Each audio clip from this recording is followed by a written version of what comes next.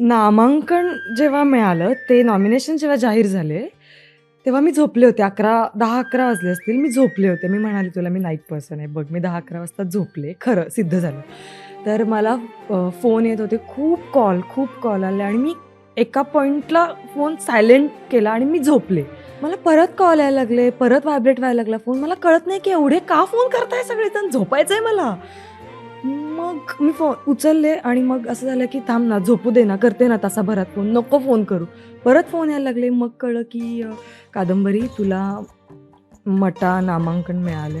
मी अशी किंचाळून उठले. मला आधी कळलं नाही. मला आधी वाटलं की हे कुणीतरी प्रँक करतंय आपल्यासोबत. कारण हे ध्यानीमनी अजिबात नव्हतं.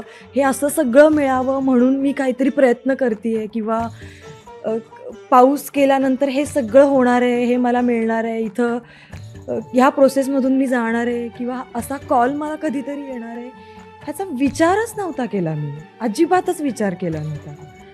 पण तेव्हा अ, जे रिअलाईज झालं मला, की होय आपल्याला खरंच मिळालंय आणि आपल्या कामाची कुणीतरी दखल घेतली आहे.